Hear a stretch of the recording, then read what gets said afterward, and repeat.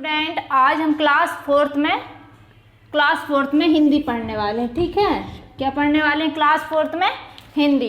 तो इसमें हम लोग व्याकरण अभिव्यक्ति करने वाले हैं लेसन 1 की। ठीक है, पार्ट 1 की। इसमें व्याकरण अभिव्यक्ति में क्वेश्चन 1 दिया है। नीचे दिए शब्दों में सर्वनाम और संज्ञा शब्दों को अलग अलग करना है। तो हमने आपको बताया था कि इनको अलग अलग करना है, तो उसके लिए हमें संज्ञा और सर्वनाम की परिभाषा बननी चाहिए, जो हमने करवा दिया था। अब इनको हम अलग अलग वर्डों को छांट कर लिखेंगे कि इसमें से क्या सर्वनाम है और क्या संज्ञा है। तो आप लोग बुक ओपन कर लीजिए, हम लोग बुक में ही सॉल्व करेंगे। ठीक है, तो ओपन योर बुक। तो आप लोगों ने बुक ओपन कर लिया होगा। हम इसमें देखने वाले थे नीचे दिए शब्दों में से क्या करना है, सर्वनाम और संज्ञा शब्दों को अलग अलग करना है। ठीक है, तो यहाँ पर कुछ शब्द दिए हुए हैं, तो यहाँ पर संज्ञा के लिए प्लेस दिया हुआ है, यहाँ सर्वनाम के लिए दिया हुआ है। ठीक है, तो ये इसमें से क्या संज्ञा है और क्या सर्वनाम हमको चूज करके लिखना है। तो ठीक है, हम लोग स्टार्ट करते हैं। यहाँ तलवार, अब आप समझ सकते हैं तलवार शब्द क्या हो सकता है, संज्ञा ही हो सकता है, क्योंकि सर्वनाम तो हमने बहुत सारे एग्जाम्पल दे दिया था आपको। तो तलवार एक वस्तु भी है, हमने बताया था ना संज्ञा की परिभाषा में आपको। वस्तु, व्यक्ति, स्थान, भाव के नाम को क्या बोला जाता है, संज्ञा बोला जाता है। और सर्वनाम कैसे वर्ड होते हैं, जिसमें जो, जिसने, उससे, उसे, मैंने, मैं, इस टाइप के वर्ड क्या होता है, सर्वनाम होते हैं ना।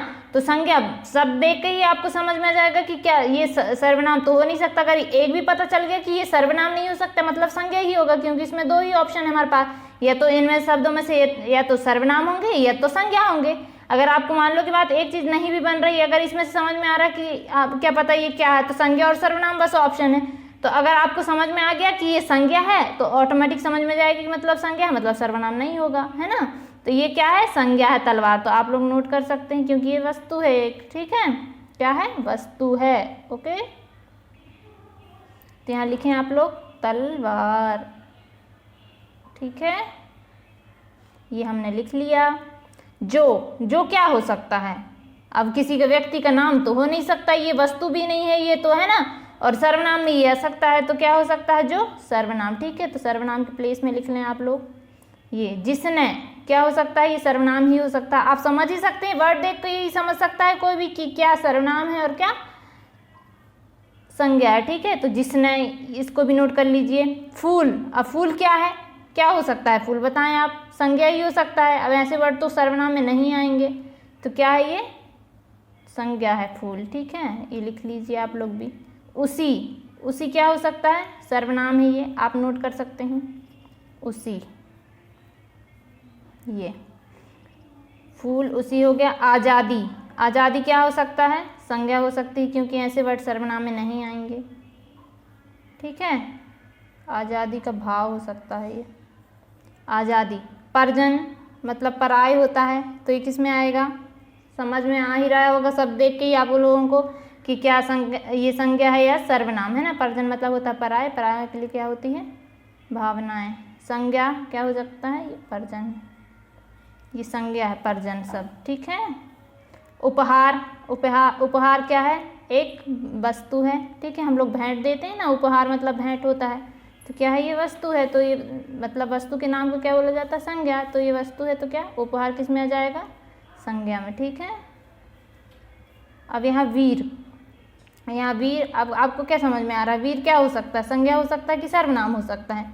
तो वीर किसी का नाम भी हो सकता है, होता है ना वीर कई लोगों का नाम, और भी चीज़ें होती हैं ना, व्यक्ति का नाम भी होता है, और सैनिकों को भी वीर बोला जाता है ना। तो ये क्या हो गया, संज्ञा ही हो सकता है।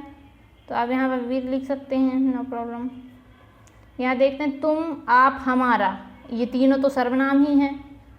आपको वर्ड शब्द देख के ही समझ में आ जाना चाहिए कि कौन सा संज्ञा है और कौन सा सर्वनाम है। ठीक है, तो तुम, आप और हमारा, तो क्या हो गया, सर्वनाम। ओके, तो आप लोग भी नोट कर सकते हैं। तलवार संज्ञा है, जो सर्वनाम है, जिसने सर्वनाम है, फूल संज्ञा है, उसी सर्वनाम है, आज़ादी संज्ञा है, परजन उपहार संज्ञा है, वीर संज्ञा है, तुम, आप, हमारा सर्वनाम है। ठीक है, तो आप लोग नोट कर सकते हैं इसको, और आप लोगों को समझ में आ ही गया होगा, क्योंकि मैंने सर्वनाम और संज्ञा की परिभाषा अच्छे से आपको एक्सप्लेन कर दिया था, इसलिए मैंने यहाँ पे ज़्यादा आपको नहीं बताया कि क्या वस्तु है और क्या भाव है। ठीक है, तो आपको तो समझ में आ ही गया होगा, शब्दों को देखकर ही समझ में आ जाना चाहिए कि क्या संज्ञा और क्या सर्वनाम। ठीक है, तो आपका होमवर्क रहेगा ये SW, आपको इसको क्या करना है, फेयर कॉपी में नोट करना है और इसकी फ़ोटो क्लिक करके ग्रुप में सेंड करना है। हम कल देखते हैं क्वेश्चन नंबर 2, कविता में छांटकर संयुक्त अक्षर लिखना है, ठीक है। तो आप लोग अपना होमवर्क करेंगे, इसकी फ़ोटो क्लिक करके ग्रुप में